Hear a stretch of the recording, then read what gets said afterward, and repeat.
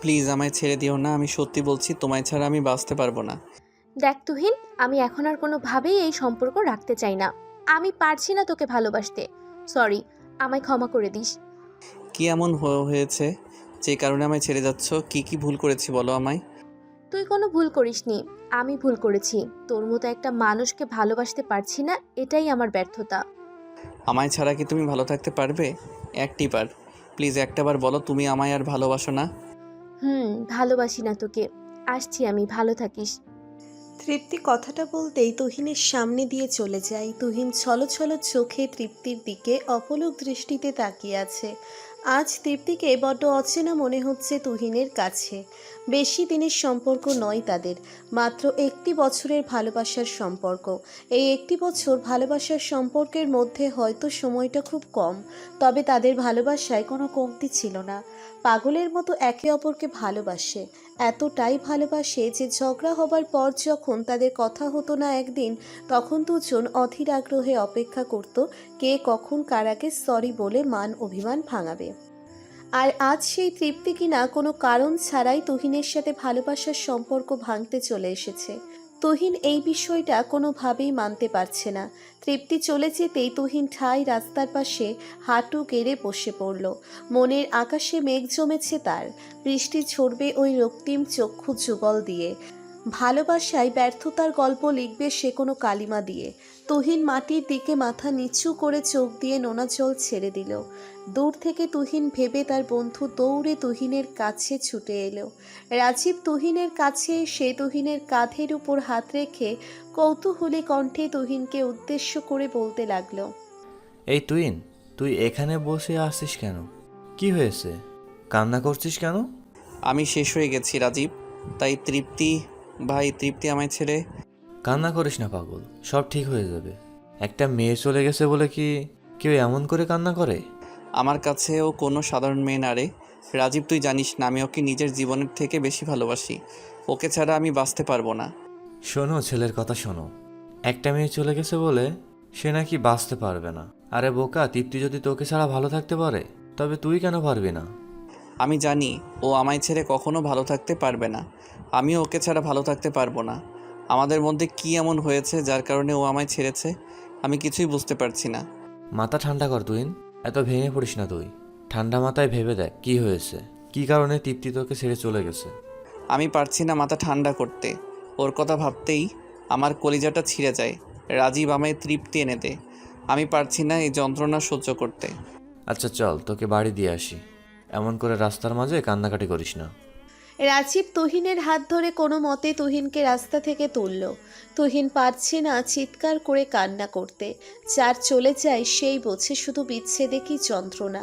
তুহিনের কষ্টটা সবাই বুঝতে পারবে না, শুধু তারা বুঝতে পারবে যারা প্রিয়জন হারিয়েছে। তুহিনের বুকের মধ্যে বোবা কান্না হচ্ছে, যেই কান্নার শব্দ শুধুমাত্র তুহিন নিজেই শুনতে পাচ্ছে, আর কেউ না। রাজীব তুহিনকে কোনো মতে সামলে নিয়ে যায় তুহিনের বাড়িতে। তুহিনের বাড়িতে আসতেই তুহিনের মা তুহিনকে এমন অবস্থায় দেখে ভীষণ বিচলিত হয়ে পড়ে, তুহিনের দিকে ছুটে চলে আসে। তুহিনের কাছে এসে তুহিনকে উদ্দেশ্য করে তার মা বলে, চিন্তা করবো না, আমার ছেলে এমন করছে সেসব দেখেও আমি চুপ করে কি করে থাকবো বলো? ওর কি হয়েছে বলো আমায়। আন্টি, রাজীবের শরীরটা মনে হয় ভালো লাগছে না। ওকে আজ একটু একা থাকতে দিন, আর আমি আসি ওর কাছে। সমস্যা নেই, আপনি চিন্তা করবেন না। চিন্তা করব না, আমার ছেলে এমন করছে সেসব দেখেও আমি চুপ করে কি করে থাকবো বলে বাবা? ওর কি হয়েছে বল আমায়। তুহিনের চোখের কোণে জল দেখে তুহিনের মা ভীষণ বিচলিত হয়ে পড়ল। এই পৃথিবীতে কেউ যদি আপনার প্রিয়জন, আপনজন, কাছের জন হতে পারে, তবে সে আর কেউ না, আপনার বাবা মা। কারণ পিতামাতার থেকে বেশি ভালো এই পৃথিবীতে আপনাকে কেউ আর বাঁচতে পারবে না। রাজীব তুহিনকে ধরে তার রুমে নিয়ে গেল। তুহিন বিছানার উপর বসে কান্না করছে। রাজীব তুহিনের পাশেই বসে আছে। কিছু সময় কান্না করার পর তুহিন রাজীবকে উদ্দেশ্য করে বলতে লাগলো, রাজীব, আমার মনে হচ্ছে আমি আর বাঁচতে পারবো না, আমার আর বেঁচে থাকাটা হয়তো হবে না। বাজে কথা বলিস না তুই। কী সব পাগলামি করছিস তুই? একটা মেয়ের জন্য নিজের জীবনকে শেষ করে দেওয়ার কথা ভাবতে পারছিস তুই? আর কি করব বল না, আমার যে ওকে চাই, ওকে ছাড়া আমি একটু শান্তি পাচ্ছি না, আমার বুকটা ফেটে যাচ্ছে। একটা মেয়ের ভালোবাসার জন্য তুই নিজের প্রিয়জনদের ভালোবাসা কেড়ে নিবি? তোর কি কষ্ট হবে না একটু? রাজীবের কথাটা শুনে তুহিনের মাথাটা কেমন যেন ছিপ ধরে উঠল। তুহিন যেন বুঝতে পারল না রাজীব কি বোঝাতে চাইছে। তুহিন নিজের চোখের জল মুছে দিয়ে রাজীবকে উদ্দেশ্য করে বলতে লাগলো, মানে কি বলছিস? আমি তো তোর কথা বুঝতে পারছি না। কেন বুঝতে পারছিস না? তোর বাবা মা তোকে যে এত বছর ধরে ভালোবেসেছে, তাদের কথা না ভেবে তাদের বুক থেকে তাদের সন্তানকে কেড়ে নিয়ে তাদের কান্না করাতে কি তোর একটুও কষ্ট হবে না? রাজীবের কথাটা শুনে তুহিন নিশ্চুপ হয়ে যায়। কি উত্তর দিবে সে ভেবে যেন পাচ্ছে না তুহিন। রাজীব তুহিনকে নিশ্চুপ দেখে বাকি হেসে বলতে লাগলো, আরে তোকে কি বলেছি? তুইও তো ওই তৃপ্তির মতো প্রতারক। কোনো কারণ ছাড়াই নিজের বাবা মাকে কষ্ট দিবি, তাদের চোখের জলের কারণ হবি। যাক তাই কর, বল কি খাবি?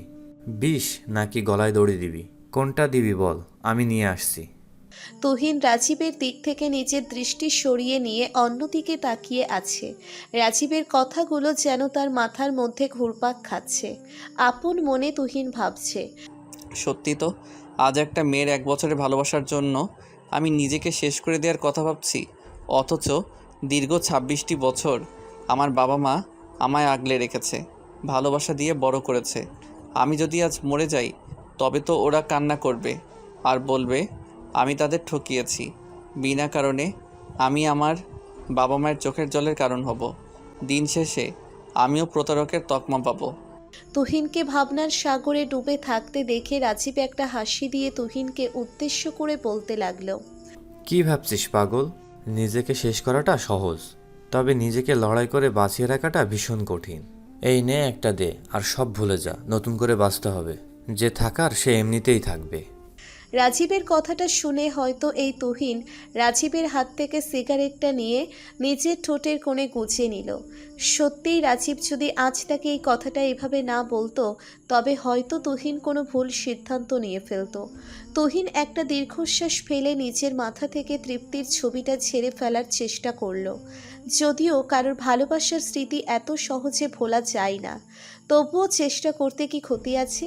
সকালবেলা তুহিন ঘুম থেকে উঠে ফ্রেশ হয়ে নিয়ে নাস্তা করতে খাবার টেবিলে চলে যায়। খাবার টেবিলে তুহিন আসতেই দেখতে পায় তার মা তুহিনের পছন্দের খাবার রান্না করেছে আজ। তুহিন খাবার টেবিলে বসতেই তার মা তুহিনকে উদ্দেশ্য করে কান্না ভেজা কণ্ঠে বলতে লাগলো, তুহিন বাবা, একটা কথা বলবো। কথাটা বলা জানি না কতটা ঠিক হবে, বা আমার বলা উচিত হবে কি হবে না, তবে বলছি, আমাদের ছেড়ে যেও না কোথাও বাবা। তুই ছাড়া আমাদের আর কে আছে বল? মা, এসব কি কথা বলছো? আমি কেন তোমাদের ছেড়ে যাব? তোমাদের ভালোবাসার কাছে এই দুনিয়ার সব কিছু তুচ্ছ। খাবার দাও, আমি খাবার খাবো। এই নে বাবা, তোর পছন্দের সব কিছু আজ রান্না করেছি। খাবারটা খেয়ে নিজের রুমে বসে রেস্ট কর। না মা, আমি আজ রেস্ট করতে পারবো না। আমায় অফিসে যেতে হবে। আর এখন থেকে আমি মন দিয়ে কাজ করব। কোনো বাজে চিন্তা মাথায় নিব না। ঠিক আছে বাবা, তুই যা ভালো মনে করিস তাই কর। তুহিন একটা ছোট্ট কোম্পানিতে চাকরি করে। তুহিনের বাবা মা তৃপ্তির বিষয়ে কিছু হলেও জানে, আর তাই তো তুহিনকে অনুরোধ করে বলল। অনুরোধ বললে ভুল হবে, আদেশ করেছে তুহিনকে তার বাবা মা। আর তুহিন কখনো তাদের ছেড়ে কোথাও যেতে পারবে না। তুহিন নাস্তা শেষ করে নিজের ফোন হাতে নিয়ে ফোন থেকে সিম কার্ড খুলে ফেলে দিল। আর কখনো তৃপ্তির কথা তুহিন ভাববে না। তৃপ্তির সব কিছু তুহিন নিজের জীবন থেকে মুছে ফেলে সামনে এগিয়ে চলবে। তুহিন বাড়ি থেকে বেরিয়ে অফিসে চলে যায়। অফিসে আসতেই তুহিনের সাথে দেখা হয়ে যায় তার লেডি বসের। জি, তুহিনের অফিসের বস একজন মেয়ে। বস তুহিনকে দেখে তুহিনকে উদ্দেশ্য করে বলল, আরে মিস্টার তুহিন সাহেব, যে 2 দিন পর আজ আপনাকে অফিসে দেখলাম, ব্যাপার কি? সব ঠিক আছে তো? জি ম্যাম, সব ঠিক আছে। আসলে একটু পার্সোনাল কাজের কারণে আসতে পারিনি। জি, আজ থেকে নিয়মিত কাজ করবেন প্লিজ, অনেক কাজ পড়ে আছে। জি অবশ্যই ম্যাম।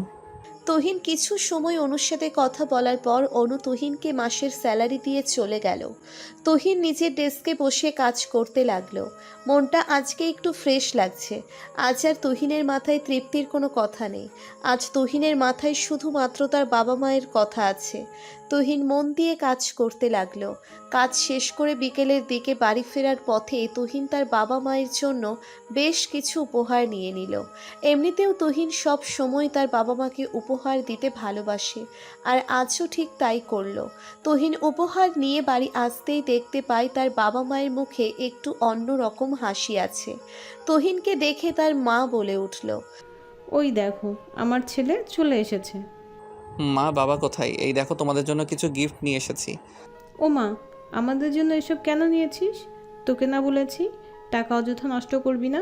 আমার কথা কি শুনবি না তুই? বাবা মাকে উপহার দিলে টাকা নষ্ট হয় না মা, বরং বেড়ে যায়। তুমি আর কোনো কথা বলো না তো। এখন দেখো তোমার পছন্দ হয়েছে কিনা। তুহিন নিজের বাবা মাকে সব গিফট দিয়ে পছন্দ হয়েছে কিনা দেখতে বলল। তুহিনের দেওয়া জিনিসগুলো দেখে তার বাবা মায়ের মন খুশিতে যেন ভরে গেছে। তুহিন তাদের মুখে হাসির ঝলক দেখে নিজেও শান্তি পাচ্ছে। তুহিন যখন নিজের বাবা মায়ের সাথে খুশি বিনিময়ে ব্যস্ত, ঠিক এমন সময় আচমকা একটা পরিচিতি কণ্ঠস্বর তুহিনের কানে ভেসে এলো। কেউ একজন তুহিনকে উদ্দেশ্য করে বলতে লাগলো, আমার গিফটটা কোথায়? বাবা মা গিফট পেলে আমিও তো পেতে পারি, তাই না? কণ্ঠস্বরটা শুনে তুহিন হকচকিয়ে গেল। পেছন ফিরে তাকাতেই তুহিন দেখতে পেল তার ভালোবাসার প্রিয় মানুষটিকে। তুহিন তৃপ্তিকে দেখে ভীষণ অবাক হয়ে যায়, কারণ আজ এখানে তৃপ্তি থাকার কথা নয়। তুহিন তৃপ্তির দিকে তাকিয়ে প্রশ্নসূচক কণ্ঠে বলে উঠল, তুমি এখানে কি চাই? এখানে আমার বাড়িতে তোমার কি? এটা তোমার বাড়ি না, এটা আজ থেকে আমারও বাড়ি। মা, এই মেয়েটাকে বলো এখনই এখান থেকে চলে যেতে। ওকে এখানে আসার অনুমতি কে দিয়েছে? তুহিনের কথাটা শুনে তুহিনের মা বলল, খোকা, তুই এমন করে রেগে যাচ্ছিস কেন? তৃপ্তির পরিস্থিতিটা বোঝার চেষ্টা কর। মেয়েটা সত্যি তোকে... ক্ষমা করে দাও মা, আর কিছু বলিও না। ও যদি আমায় সত্যি ভালোবাসে, তবে ওই দিন আমি যখন কান্না করে ওকে বলেছিলাম আমায় ছেড়ে যেও না, ওই দিন পারতো না ছেড়ে যেতে? তুমি আমার ছেড়ে যাওয়াটা দেখেছো? আমার চোখের জল দেখেছো? একটি বার কি আমার চোখের জল দেখেছো? আমার হৃদয়ের কষ্টটা বোঝার চেষ্টা করেছো? কষ্ট? এমন কোনো কষ্ট হয় না যেটার ভালোবাসাকে দূরে ঠেলে দেয়। ভালোবাসা সব কষ্ট দূর করে দেয়। বাবা মা আমায় এমন পরিস্থিতিতে ফেলেছে যে আমি বাধ্য হয়েছি তোমায় ছেড়ে যেতে, কিন্তু পারিনি। ফিরে এসেছি তো তোমার কাছে। প্লিজ আমায় ক্ষমা করে দাও। তোমায় ক্ষমা করবো? করবো, যদি ওই দিনের চোখের জলকে আমায় ফিরিয়ে দিতে পারো তবে। চোখের জল কি একা তুমি ফেলেছো? আমি ফেলিনি।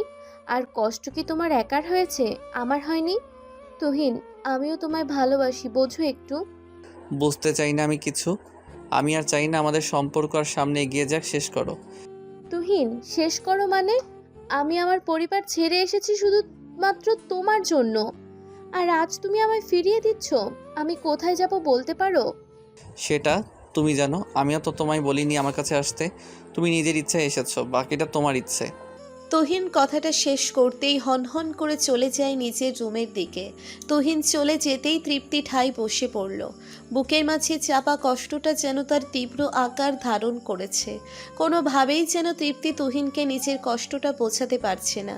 তুহিনও আজ তাকে দূরে ঠেলে দিচ্ছে, যদিও তাতে তৃপ্তির ভুল আছে।